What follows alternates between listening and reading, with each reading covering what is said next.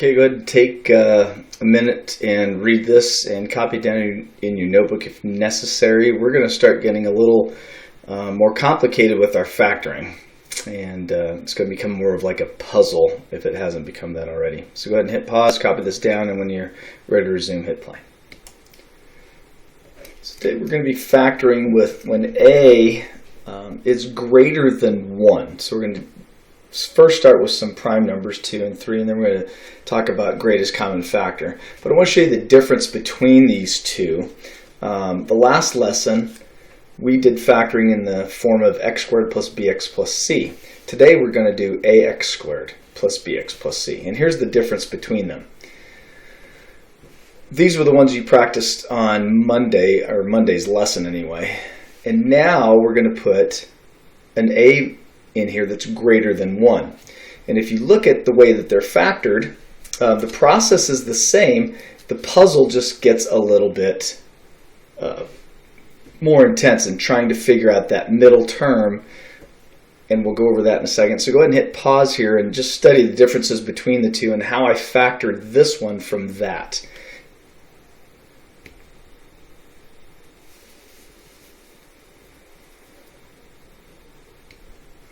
So let's start just basically, and this is our sample from right above here, the 2x squared minus 5x plus 2. So we already know the answer, but I want to start with how I got there.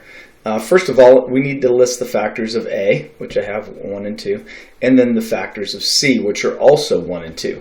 And now we need to look at the different combinations in order to get a negative 5 in the middle. Before we list those factors and get into it, remember that we have a positive c, so the same rules apply. We're going to have the same sign in here. We're going to have both negatives. Why? Because the inner product is negative, or the inner sum is negative, but the product is positive. Therefore, these have to be negatives. If this was a negative c, then we would just have opposite signs. And I go ahead and play with that. Because this is a positive c, I don't need to worry about different combinations of these being negative. I'm just going to focus on the sum after the products. Okay, now I listed the factors of A in this form, and the factor, or in green, and the factors of C in red. Now notice I didn't do 2 and then 1 and then 2 and then 1 and flip these around, because I'm looking, because these are both, this is a positive factor, so I'm not really dealing with negative numbers. Even though I'm just looking for the addition, the sum of the products, the outer product plus the inner product. And when we get to negative c, I'll show you the difference here. But we're looking for the outer product and inner product. So I take the outer product here. Okay, the outer product, 1 times 2 is 2, plus the inner product here of 2 times 1 is 2. So I've got the outer product plus the inner product, and 2 plus 2 is 4. So my resulting outer product plus inner product is 4. So that's not my combination I'm looking for. I'm looking for 5. So let's do this one. 1 times 1 is 1. That's the outer product. And I'm going to add it to the inner product. And again, the inner product is 2 times 2, which is 4. And then 1 plus 4 gives us our 5. And that's all we need to do. We know that they're both negative, so we don't need to play with different combinations. We just know that that's my combination. All right, I need to go 1 and 2 to begin with. So I come right over here, and I've got my 1 and my 2, which there's my 1, and there's my 2. And then I come over here, and I look, my second combination has to be 2 and then 1. So then I list my 2 here, and my 1 here. Now if you notice, these are the same factors. 2x minus 1, 2x minus 1, x minus 2, x minus 2. They're in different order, but remember, the commutative property of multiplication says it doesn't matter what order they're in. So don't overcomplicate this and get it to where you've got the, then you list 1, 2, 1, 2, then you go 2, 1, 2, 1, and then play with all the different combinations. Because when we got a positive c, we don't need to do that. Negative c, however, I'm going to show you how to do that with those different combinations. Example number 2. So it's example number 1. Example number 2. Okay, we're gonna get a little bit deeper, but not much. So let's do 2x squared minus 7x minus 15.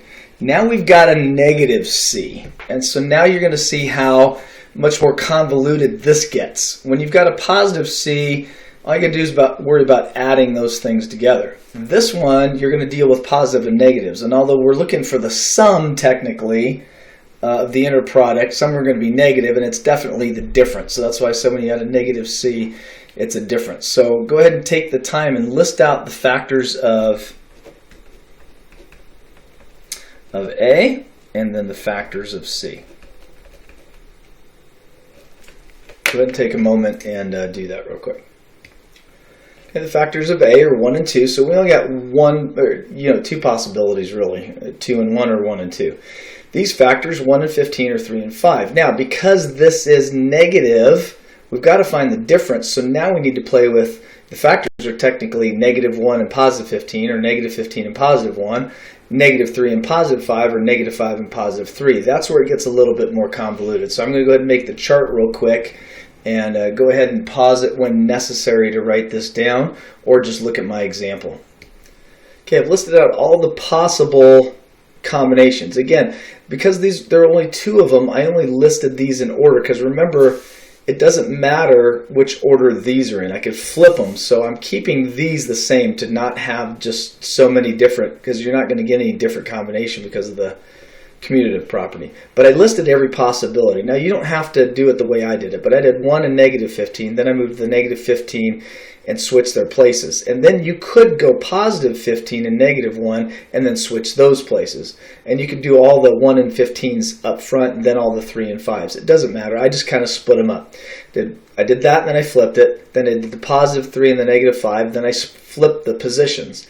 Then I went and flipped these now, and I put a positive 15 in front, which I didn't have before, and the negative 1 in the back. And then I flip-flopped those, put the negative 1 to the front, the 15 to the back. Now notice, it looks the same, but this one's a negative 15, that one's a positive 15. These are going to give you different products in the middle, and we'll do those in a second. But these are all the different combinations you have. Now, again, we're looking for the sum. Because I included the negative numbers over here, I can focus on the sum. We know with negative numbers it's going to be the difference. Don't worry, it's the subtraction, because it is. So when you have a negative c, you've got to include all the possibilities with your negative numbers. So technically, we are subtracting. But for the purposes, we're going to take our outer product and add it to our inner product, and I'll show you that in a minute. And when you have a negative and you're adding, you're basically subtracting, which is what we're going to do for the negative c. So right here in the middle, I'm going to go ahead and pause this and write it down so it doesn't take up video time. So just to show you what I'm doing for the first one, take the outer product, 1 times negative 15, and I get a negative 15, and then a 2 times 1, which is 2, and I add them. Now technically, this is subtraction. Okay, it's 2 minus 15. Okay, again, because our c is negative. So I'm going to write the products out here. Now, as soon as you get this inner product of a negative 7, you can stop. You don't have to go. And hopefully you got the right combination to begin with. And you don't have to do this. You can just kind of jumble the numbers and think through when you get better at this. And this is what I do. I don't do this because I've done it a lot. I just think, what factors of 15, what combos, and I'd start playing with them until I get the right combo that equals a negative 7.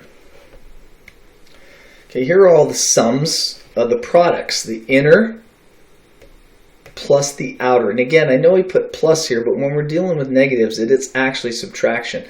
So if you notice here, if you put it in that order, by the time you hit the fourth one, you've got your middle b term. So you know this is the order that you need to put for your factoring. But if you notice, all of these are paired up. You've got a negative 13 and a positive 13. You've got a negative 29 and you have a positive 29. You have a positive 1 and a negative 1. And of course you have a 7 and a negative 7. And they're all paired up. So it's just kind of interesting to see that. So we take the order that we have, and here's our winning combination right here. We know this is going to be our order for the factoring. we know we're going to have opposite signs, and we could see that. But when we come over here to factor it, we're going to use this combination right here. So first, my first x is going to be a 1. So that's going to be my x there. My second one, and the second one is going to be a 2. That's where my 2x goes. Okay. Then remember, -5 comes first, and I'll explain here in a second, because that's going to be my inner product and my outer product. Again, my inner product, which was my second one, was my -10. My outer product was the 3, and so then I list my -5 first, and then my +3, and there I have it. And you could have listed it this way, but that's not the order we did it in. Remember, we could flip these around and flip these around, and it's going to give us the same product here, but you could have written it 2x plus 3 times x minus 5, just as long as the x and the -5, the single x and the -5 are together, and the 2x and the 3 are together. You can flip them around. But this is the way that we figured it out in that order here. And that's our winning combination. All right, here's our next example. Again, our a value is greater than 1 this time, so we're going to have different possibilities. We've got a -c here, so we know we're finding the difference. But it doesn't matter when we start listing these. If you want to list them out this way, we know that we're going to have a plus and a minus, okay, in here. We're not going to have two negatives or two positives. We're going to have opposite signs in with the factors. So go ahead and list the factors of A and the factors of B and hit resume when you're ready. Okay, factors of A, 1 and 4, and 2 and 2. I'll list the 2's here in a second, but I wanted to show you the pattern I use. And we've got a prime number here, which is awesome because we only have 2 different combinations. But I went ahead and listed these in order. There's 4 different ways we can arrange these. So again, don't worry about flipping it back and doing 4 and 1 and then doing these, because you're going to get the same values if you do that. You can go ahead and knock yourself out if you'd like to do that, but you're going to get some repeats. Okay, here I did 1 and -5, then I just switched their order. Then I made the 1 negative, I went from here to here, and the 5 positive, and then just switched their order. Then the 2's, the nice thing about this is it's the same factor, 2 and 2 and 2 and 2, so we don't need to list 2 and 2 and 2 and 2 like we did here, because we actually had 4 different factors here like we do here, but these 2 are the same, so we don't have to list the different possibilities. We can stop at 2 and 2, which only gives us 2 possibilities. We have the 1 here. Oops, it's supposed to be green, huh?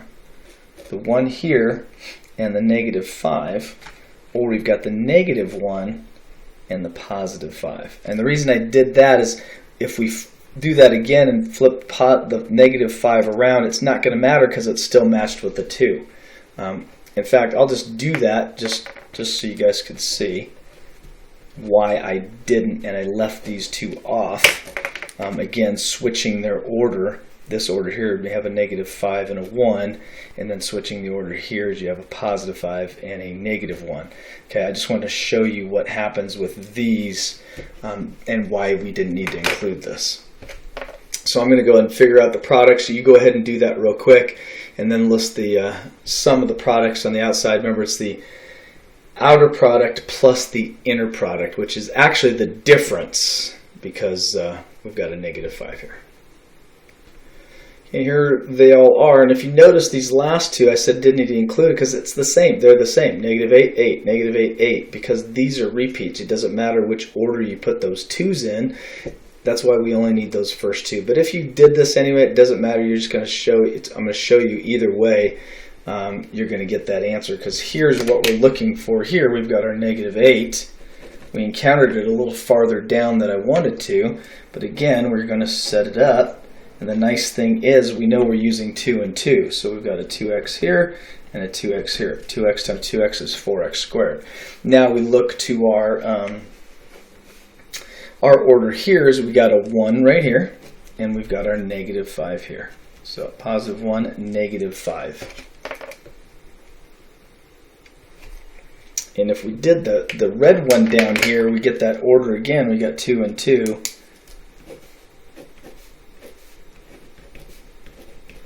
And if you look here, we've got 5, +5, and a -1. Oops, I'm sorry, I'm looking at the wrong one. -5.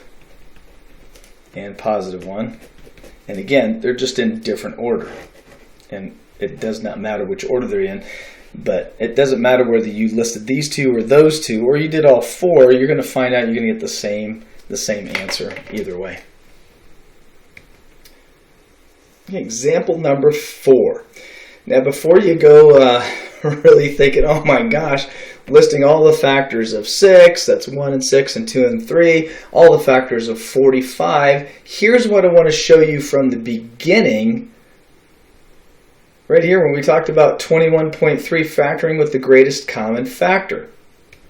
So the first thing you should check before you start listing all these factors and listing them out here is, hey, is there a common factor between 6 and 21 and 45 that I can pull out of here to make this simpler? Well, let's see. 6 can be divided by 2, but that can't and that can't. 6 can be divided by 3, so can that. Oh, and so can that. So let's go ahead and divide everything by 3 first. So I'm going to divide every one of these factors by a 3 to get this. 6 divided by 3 is going to give me a 2x squared. Negative 21 divided by 3 gives me a negative 7. And negative 45 divided by 3 is going to give me a negative 15. Now, don't worry about the 3 for now. We've got to factor this. But do you recognize this from before? 2x squared minus 7x minus 15. 2x squared minus 7x minus 15. We have already factored this. So technically, all we have to do when we factor this is write down our answer, x minus 5 times 2x minus 3. X minus 5 times 2x plus 3. And then we stick our factor out of it. Again, when we're factoring, first thing you should look for is a common factor and factor out that 3. And then you've got something that's a lot simpler and you don't have as many to do. Whereas if you listed all the factors of 6 and all the factors of 45, you'd have a list of about, I think, 16 to 18 down here that you'd have to go through and figure out. Now we're just down to 1, 2, 3, 4, 5, 6, 7, 8. And it makes it a lot simpler. So always check for that. And number 5, example number 5 here, is going to be this one. Let's do 20x squared minus 40x minus 25. And again, before you start freaking out and thinking, oh my gosh, these have so many factors that I'm just going to run out of paper doing this, check and see if this can be reduced. 4 can go into that, 4 can go into that, nope. 2 can go, 2 can go, nope. How about a 5? 5, yes, 5, yes, 5, yes. Let's factor out a 5. So we're just going to take and factor out a 5. So we're going to put a 5 times whatever our quantities left here after we divide every single one of these by 5. Remember, we're factoring out a 5. And if we redistribute it, looks like this one. 3 times 2x squared is going to give 6x squared. 3 times a negative 7 gives us negative 21. 3 times a negative 15, negative 45. Again, 20 divided by 5 is going to give us 4x squared. Negative 40 divided by 5 gives us negative 8x. And negative 25 divided by 5 gives us a negative 5. Now this is a lot simpler to work with. In fact, if you recognize it, that's exactly the one we just did up here. 4x squared minus 8x minus 5. 4x squared minus 8x minus 5. And we already have the answer. So we just write the answer back down 5 times, and we've already factored it. In fact, we factored it this way. 2x plus 1, that was our first one, times 2x minus 5. 2x plus 1 times 2x minus 5. And now we're done. And these are the last examples I'm going to give you. Again, make sure you can factor something out if you can. Otherwise, you just have to do the hard thing and get this out and do your inner plus your outer products and getting these to find your middle term. And again, if you have a positive C, you've got even less to do, as we did in this example right here. Of course, we had 2 prime numbers to begin with, and I can give you some easier examples, but these are easier, and I'll save that for the homework. So let's get on to the last part of our lesson is factoring special quadratics. Okay, what I mean by special is we've got a perfect squared trinomial. Don't worry about this word trinomial, it just means 3 terms, right? And if you look at this, you're like, Mr. Lunch, you didn't tell us they teach us how to factor cubes.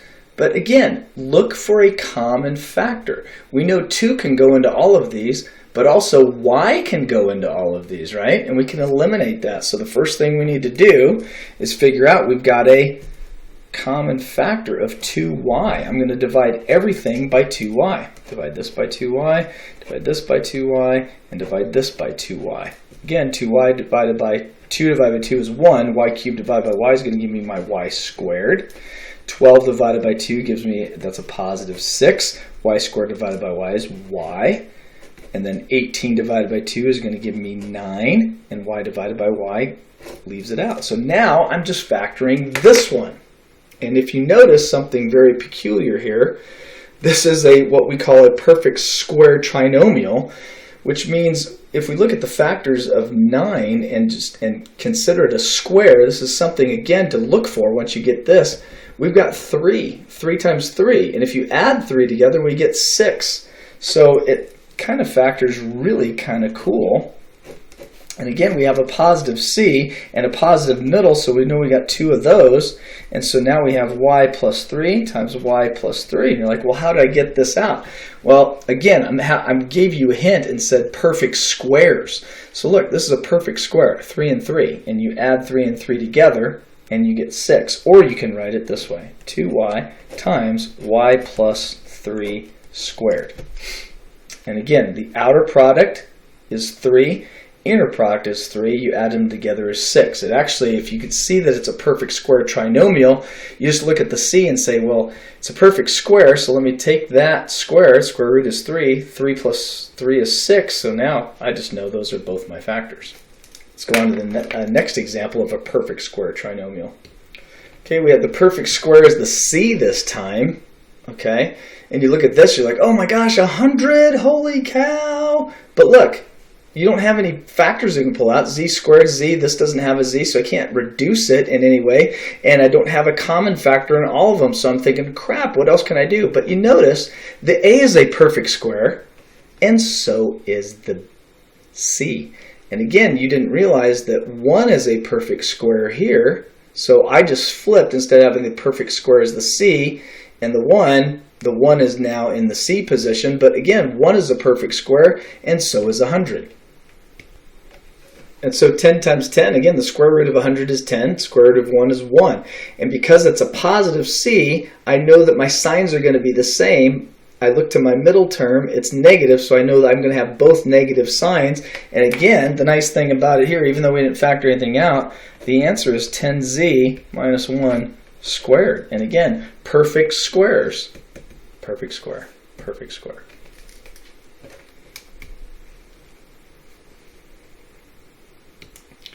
And now our last example before we get to the worksheets that'll help you practice this.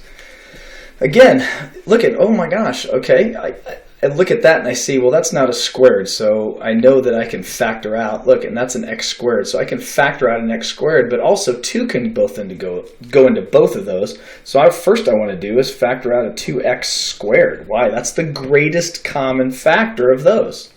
So what I'm going to do now is I'm going to divide each of those by 2x squared. Divide by 2x squared. Okay, 2 divided by 2 is 1. X to the 4th divided by x squared leaves me with an x squared. Negative 8 divided by 2 is a negative 4, and x squared divided by x squared is 1. So now we've got x squared minus 4. And now what we get into is the difference of squares. Whenever you have a negative c and no b term, and I mentioned this in the previous lesson, this is called a difference of squares. And remember, with a negative c, you're going to have opposite signs. Okay, and this is a perfect square. So I know I'm going to have a 2 and a 2, and an x and an x. Because my middle terms are going to eliminate. I've got my inner plus my outer. My outer is 2, my inner is negative 2, and that equals a 0, so I have no b term. This is called a difference of squares. And you can list a couple another difference of squares over here. Let's say you got x squared minus 144. Well, I know that's a perfect square, so my factors are 12 times 12, right? And I know I have no middle term, and I've got a negative c, so my signs are opposite. And there I just factored that. How about when you have 81y to the fourth minus 9y squared? Again, you're going to factor out a 9y squared. Sorry, I told you this was going to be the last example, but I just thought I'd kind of throw in some, right? 9y squared, divide both by 9y squared, and I have 9y squared out here. 81 divided by 9 is 9y squared, and negative that, it's going to give me a minus 1. Again, this is a difference of squares because I got 3, right? 3y. My perfect square is 1. And again, it's a negative c, so I've got opposite signs. And now I did that. So, again, I know I did that a little bit fast, but it's the same example here. And these are all difference of squares. Some you have to factor out a common factor. Some of them, they're just perfect the way they are. So go ahead and give the homework a try. I'm going to give you a sprinkling of stuff to do. And if you have any questions, again, email me. Thank you.